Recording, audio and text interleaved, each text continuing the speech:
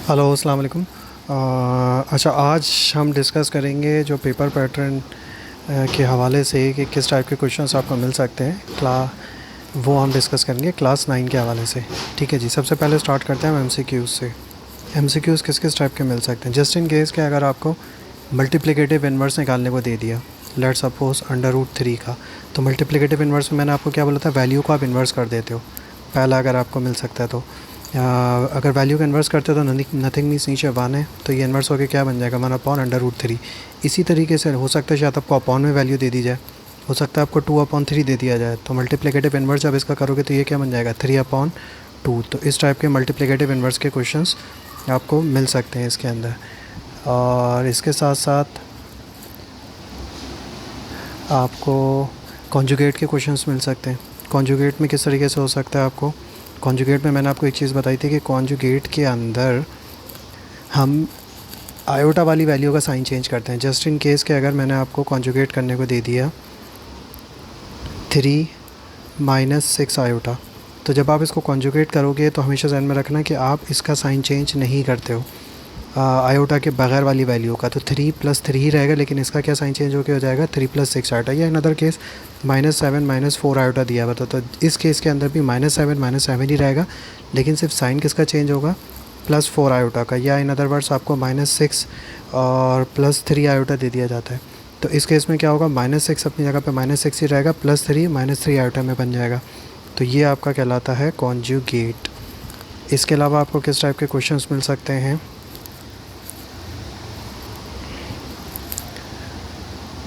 Additive inverse. ठीक है, additive inverse में बेसिकली क्या होता है कि एडिटिव इन्वर्स के अंदर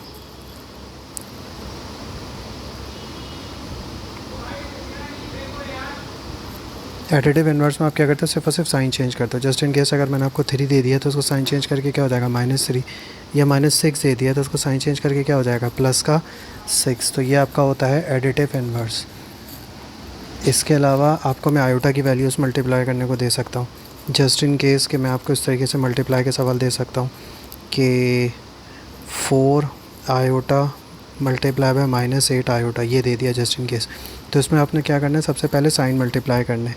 4 के साथ कोई साइन नहीं लिखा है, इसका मतलब अंडरस्टूड है प्लस है, तो प्लस माइनस क्या बनेगा आपका, माइनस बनेगा। फिर उसके बाद 4 8 क्या होता है, 32 होता है। और फिर आयोटा मल्टीप्लाई बाय आयोटा क्या होता है, आयोटा स्क्वायर। जब इसको फर्दर सॉल्व करोगे तो मैंने आपको एक चीज़ बताई थी, वो ये बताई थी कि आयोटा स्क्वायर किसके बराबर होता है, -1 के।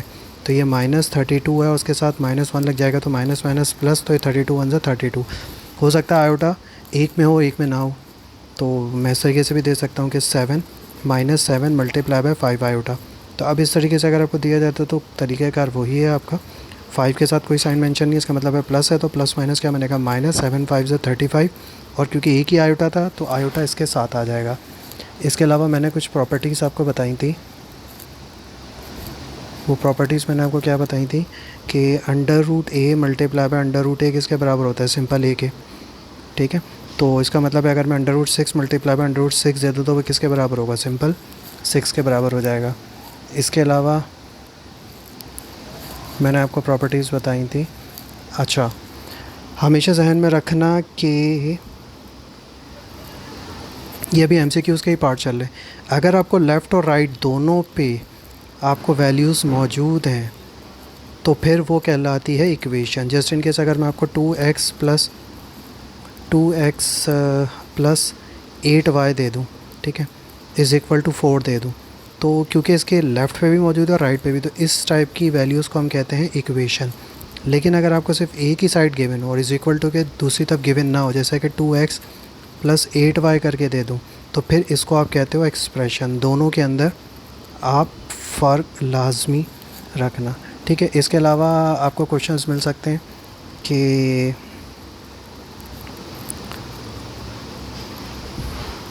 आपको मैं इस तरीके से वैल्यूज़ दे दूँ, हो सकता है कि √2 प्लस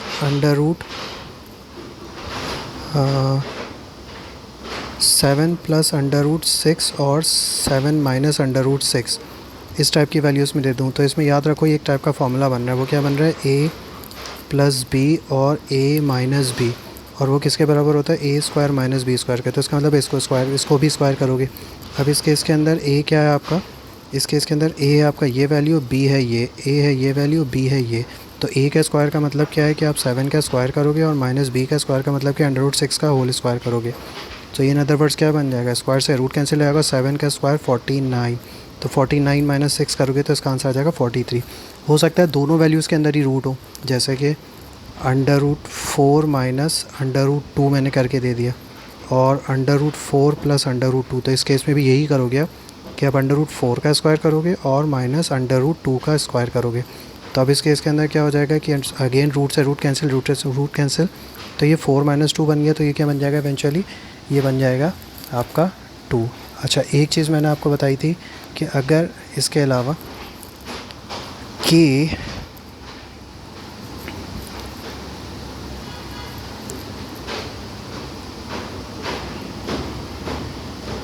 अगर आपको किसी की भी पावर ज़ीरो दी जाती है, अगर मैं 4 की पावर ज़ीरो दूँ तो वो किसके बराबर है 1, 6 की पावर ज़ीरो दूँ किसके बराबर है 1। तो ये चीज़ आप लोगों ने याद रखनी है कि किसी की भी पावर वो ज़ीरो हो, चाहे कुछ भी हो, तो वो आपके बराबर होता है 1 के। अच्छा, नेक्स्ट स्टेप में आ जाओ। अच्छा, ये हो गया आपके MCQs का पार्ट। अब आ जाते हैं हम शॉर्ट क्वेश्चन आंसर्स की तरफ। शॉर्ट क्वेश्चन आंसर्स में किस टाइप के आपको सवाल मिल सकते हैं,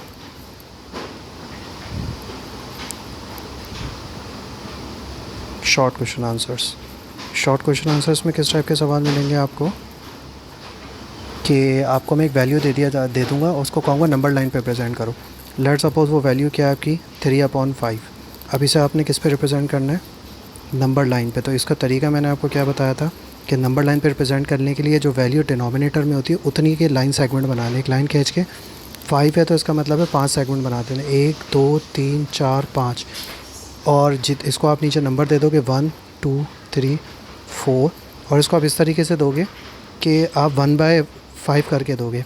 मतलब पहली वैल्यू और टोटल है 5, दूसरी वैल्यू टोटल है 5, तीसरी वैल्यू टोटल है 5, चौथी वैल्यू टोटल है 5, और पांचवी वैल्यू टोटल है 5। इसका मतलब है इसको आप 1 भी कहते हो, ठीक है। तो अब आपकी वैल्यू क्या थी, विच इज़ 3/5 थी।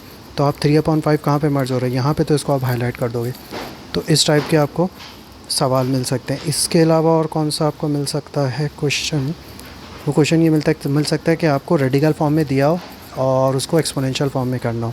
मतलब ये है कि आपको हो सकता है मैं वैल्यू ऐसे दे दूँ √a/b। तो मैंने आपको एक चीज़ बताई थी कि अगर रूट के बाहर कुछ भी नहीं लिखा हुआ तो अंडरस्टूड होता है कि वो 1/2। और क्योंकि ये पूरी की पूरी वैल्यू a और b जो है ये ज़ीरो से मराद है, कुछ भी नहीं लिखा हुआ। a और b जो है ये आपका क्या है, ये आपका स्क्वायर रूट के अंदर है, और बाहर कुछ भी नहीं लिखा होता तो इसका मतलब है होता है 1/2। और बाहर अगर कुछ भी लिखा होता है, जस्ट इन केस दूसरी वैल्यू इस तरीके से मिल सकती है कि मैं बाहर लिख दूँ 3 और यहाँ लिखा हो x/y, ठीक है। तो अब ये क्या बनेगा, x/y की पावर 1/3 बनेगा। या हो सकता है अंदर भी पावर हो। लेट्स सपोज आपको दे दूँ मैं a/b, और मैं आपको दे दूँ पावर 4, और बाहर भी पावर लिखी हो 3। तो पहले तो आप इन दोनों को पावर्स में तोड़ोगे, तो अंदर की पावर क्या थी a/b की पावर 4, और ये जब कैंसिल ये हटेगा स्क्वायर रूट तो 1/3। और मैंने एक चीज़ बताई थी कि पावर और पावर आपस में क्या होती है, मल्टीप्लाई। तो इसका मतलब है ये क्या बन जाएगा, a/b 4 मल्टीप्लाई बाय 1/3, जिसका मतलब इवेंचुअली क्या बन जाएगा a/b और 4/3। तो इस टाइप का आपको एक क्वेश्चन मिल सकता है इसके अंदर। इसके अलावा आपको क्वेश्चंस कौन कौन से मिल सकते हैं कि मैंने बहुत सारी वैल्यूज़ लिखी हूँ और कुछ उसमें जो है वो कॉमन वैल्यूज़ हो तो उनकी पावर्स को ऐड और सब्ट्रैक्ट करना हो, जो लॉ ऑफ एक्सपोनेंट में मैंने आपको कराए थे। लॉ ऑफ एक्सपोनेंट में मैंने आपको इस टाइप की वैल्यूज़ करवाई थी,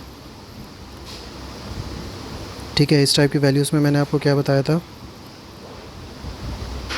इस टाइप की वैल्यूज़ में मैंने आपको बताया था कि आपको किस तरीके से मिलेंगी वैल्यू। हो सकता है आपको x की पावर 3, y की पावर 4, z की पावर -3, x की पावर -3, y की पावर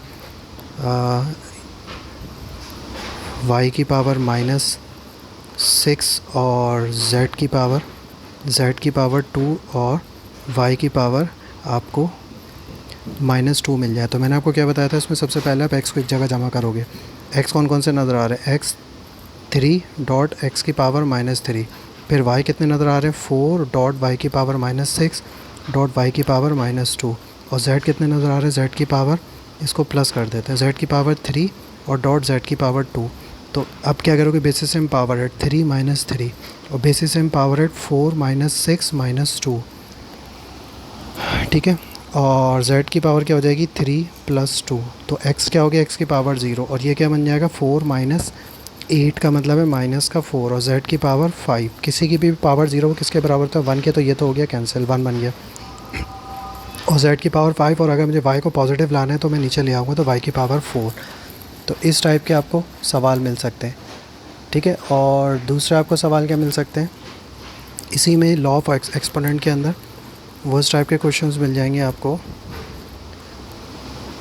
कि आपको मैं एक वैल्यू दे दूँगा लॉ ऑफ एक्सपोनेंट में a की पावर 3, a की पावर 2 और a की पावर 6। तो आपने करना क्या है, पावर और पावर आपस में क्या होती है मल्टीप्लाई, तो 3 मल्टीप्लाई बाय 2 मल्टीप्लाई बाय 6 करना है। 3 2 6 एंड 6 6 36, तो a की पावर 36 हो जाएगा ये इवेंचुअली। अच्छा, इसके अलावा और क्या क्वेश्चंस आपको मिल सकते हैं, अब आपको a प्लस आई बी की फॉर्म में मिल सकते हैं क्वेश्चन जो मिल सकते हैं। a प्लस आई बी का मतलब क्या है, आपको हो सकता है मैं इस तरीके से वैल्यू दे दूँ 3 प्लस आयोटा और इसकी पावर स्क्वायर, और आपको इसको किस में कन्वर्ट करना हो a प्लस आई बी की फॉर्म में कन्वर्ट करना हो।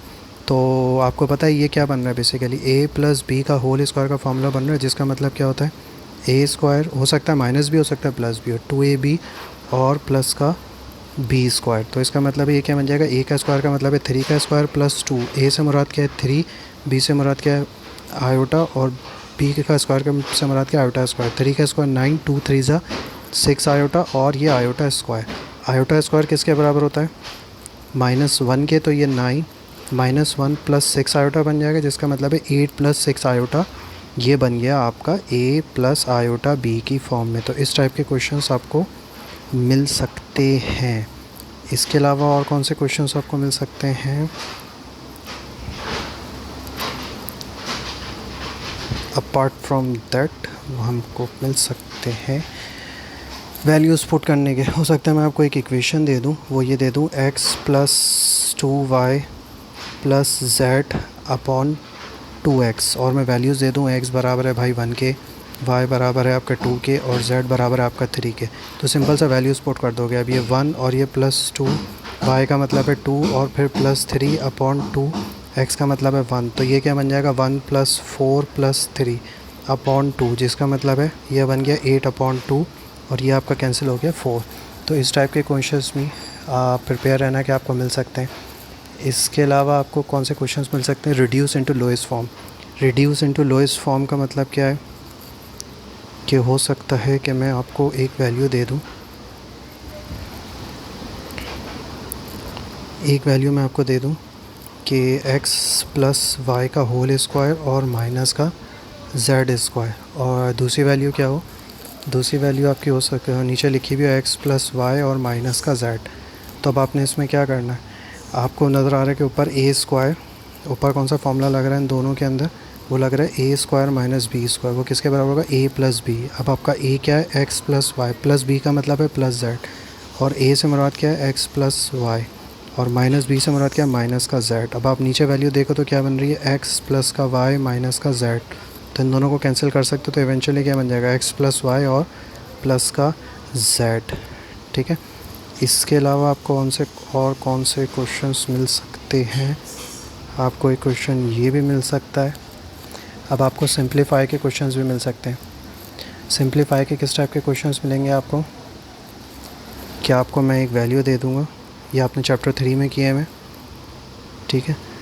सिंप्लीफाई, उसमें आपको क्या मिल सकता है, आपको हो सकता है मैं एक वैल्यू दे दूँ 2 की पावर 6, x की पावर 4 और y की पावर 16 और z की पावर 8, और बाहर में क्या लिख दूँ 4 लिख दूँ, ठीक है। बाहर में लिख दूँ आपको 4 और इसकी पावर चेंज करके हम कर लेते हैं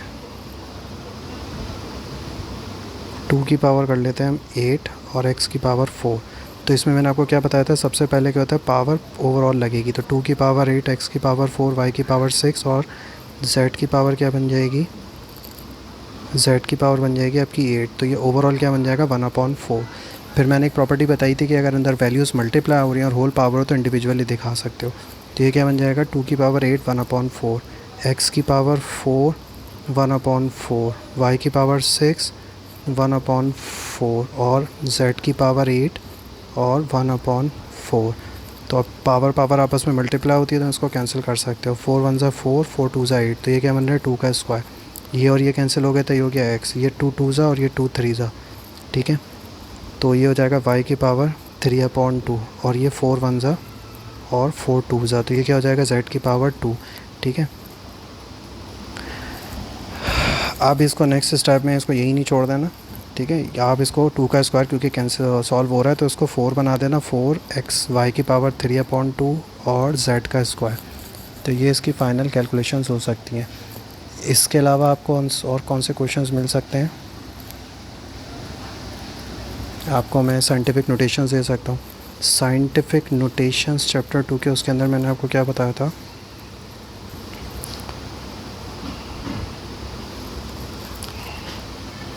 साइंटिफिक नोटेशंस के अंदर मैंने आपको बताया था, लेट्स सपोज अगर मैं एक वैल्यू दे दूँ 0.0035, तो इसमें मैंने आपको क्या बताया था, पहले नॉन ज़ीरो के बाद डिजिट होना चाहिए, तो पॉइंट आना चाहिए यहाँ पे, मौजूद है यहाँ पे।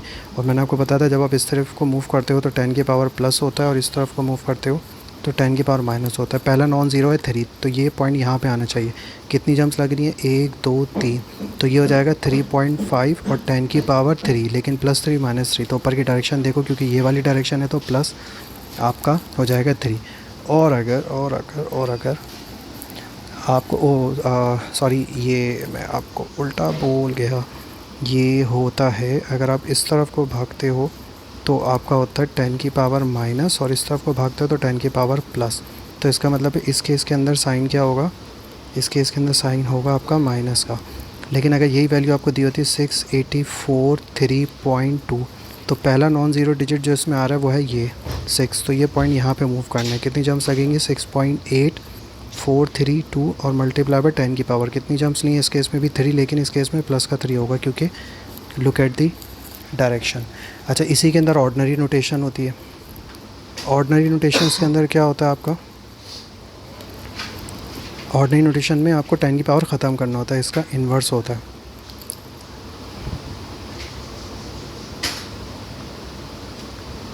जस्ट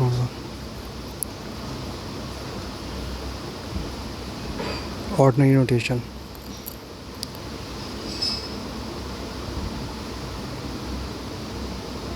जैसे कि आपको दे दिया जाएगा 3.648 मल्टीप्लाई बाय 10 की पावर 6। तो इसमें एक चीज़ का ध्यान रखना, अगर आपको 10 की पावर प्लस में दी है तो आप किस तरफ को भागोगे, इस तरफ को, और आपको 10 की पावर माइनस में दी है तो इस तरफ को भागोगे। क्योंकि इस केस में प्लस में दिया तो आपने किस तरफ भागना है, इस तरफ को। कितनी जंपें लगानी है 6। तो देखो ये था 3.648, अब 3 जंपें तो लग गई लेकिन आपके 3 फिर भी बाकी हैं, तो आप इसको एक्स्ट्रा ख्याली जंपें लगा दोगे, जैसे ख्याली पुलाव दिमाग में बनाते हो ना तुम लोग। तो ये क्या हो जाएगा 3648 और ये 000 हो जाएगा। जस्ट इन केस के अगर आपको वैल्यू नेगेटिव में दी होती और क्वेश्चन लेट सपोज ये ले लेते हैं ये वाला 3.648 और इस बार 10 की पावर -3 लिखा है, तो अब इसका मतलब है प्रेफर कौन सा होगा, ये जिस पे मैं टिक कर रहा हूँ अभी। तो अब पीछे की तरफ भागना है, तो पीछे की तरफ इसी तरीके से भागोगे 1 2 3 और पॉइंट यहाँ लग जाएगा, 0 नहीं है तो दोनों तरफ 0, तो ये क्या बन जाएगी 0.00364 और 8 बन जाएगी। ठीक है, ये आपके हो गए शॉर्ट क्वेश्चन आंसर्स, इस टाइप के आपको मिल सकते हैं। अच्छा, इसके अलावा अब आप आ जाओ लॉन्ग क्वेश्चन आंसर्स पे। लॉन्ग क्वेश्चन आंसर्स के अंदर आपको क्या मिल सकता है,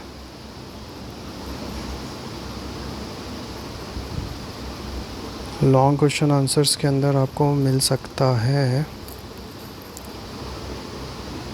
रैशनल नंबर्स। ये आपने एक्सरसाइज 1.1 के अंदर क्वेश्चन नंबर 6 आएगा if I am not wrong. आपको रैशनल नंबर्स में क्या होता है, जैसे कि लेट सपोज 2 और 3 के दरमियान मैंने आपसे बोला 3 रैशनल नंबर्स बनाओ। 3 रैशनल नंबर्स बनाने हैं। पहला क्वेश्चन इस टाइप का, 3 रैशनल नंबर्स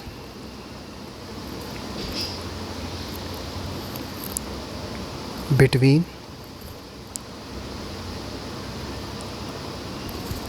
3 एंड 4, मैंने लेट सपोज ये दे दिया, तो आपने यहाँ पे लिखा 3 और यहाँ पे लिखा 4। इसका मैंने आपको तरीका क्या बताया था कि सबसे पहला रैशनल नंबर मिड होता है। तरीका क्या, आप इनको ऐड करोगे डिवाइडेड बाय 2 करोगे, सिंपल। तो इसका मतलब है पहली वैल्यू क्या बन जाएगी 3 + 4 और डिवाइडेड बाय 2, तो ये क्या हो गई 7/2। तो ये पहली वैल्यू आ गई 7/2, ये फर्स्ट वैल्यू है।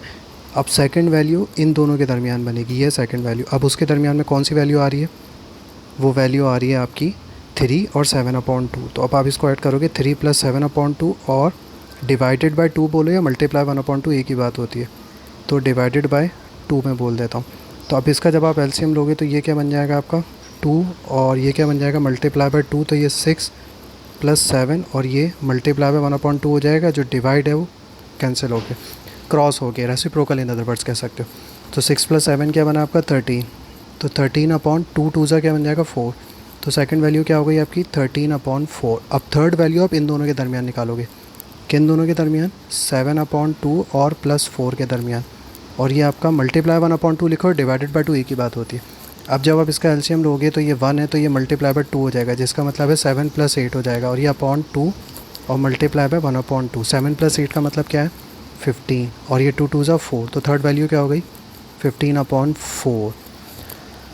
तो इस टाइप के क्वेश्चंस आपको मिल सकते हैं, ठीक है। अच्छा, नेक्स्ट क्वेश्चन आपको किस टाइप का मिल सकता है, रोना गाना तो फिर भी करोगे तुम लोग। अच्छा जी, आपको मैं इस टाइप का क्वेश्चन दे सकता हूँ सिंप्लीफाई का, जिसके अंदर मैं आपको दे दूँ 3 की पावर 2 मल्टीप्लाई बाय 4 की पावर 2 अपॉन और 16 दे दूँ, इस टाइप का कोई क्वेश्चन दे दूँ। तो इसमें आप क्या करोगे, सबसे पहले एक्सटेंड करो, 3 का स्क्वायर क्या हो जाएगा 9, 4 का स्क्वायर क्या हो जाएगा 16 और डिवाइडेड बाय 16, 16 कैंसिल अपॉन 9। तो इस टाइप के भी आपको क्वेश्चंस मिल सकते हैं। अच्छा, अब इसके अलावा आपको और क्या मिल सकते हैं क्वेश्चंस में,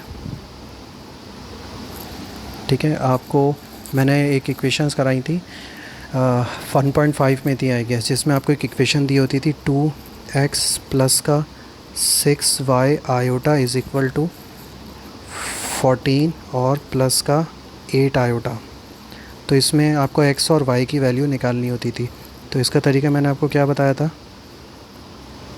कि आप x को x से कंपेयर करते हो, जिसके साथ वैल्यू नहीं है उसको x के साथ जिसके साथ आयोटा को आयोटा के साथ कंपेयर करोगे, जिसके साथ आयोटा नहीं है उसको x के साथ। तो ये हो गया, और ये किससे कंपेयर होगा, ये कंपेयर इससे होगा। तो इसका मतलब है 2x इज़ इक्वल टू 14 बनेगा और 6y आयोटा x लिखने की 6y iota is equal to 8 iota बन जाएगा।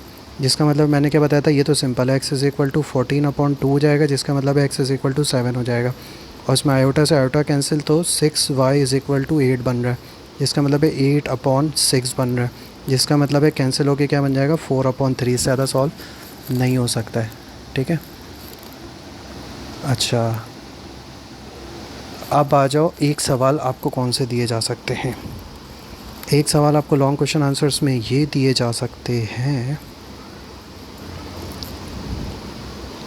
कि मैं आपको कह दूं कि आपको a स्क्वायर और प्लस b स्क्वायर निकालना है एक सवाल के अंदर ही, ये भी निकालना है, और मीनवाइल आपको a b भी निकालना है, ठीक है। और मैं आपको a प्लस b दे दूं 10 और a माइनस b आपको दे दूं 8। तो इसका शायद फॉर्मूला याद करो, ठीक है। जब हम लोग पढ़ा करते थे इसको आज से 200 साल पहले, कारों में बैठ के भाले लेके, जब मैं आपको पढ़ाया करता था, हमें जान भी बचानी होती थी और पढ़ भी रहे होते थे।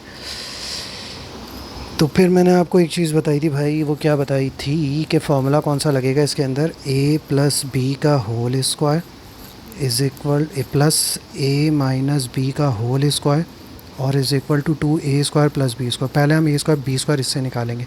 a प्लस बी का होल स्क्वायर का मतलब क्या, 10 का स्क्वायर प्लस 8 का स्क्वायर इज़ इक्वल टू 2 और a स्क्वायर प्लस का b स्क्वायर।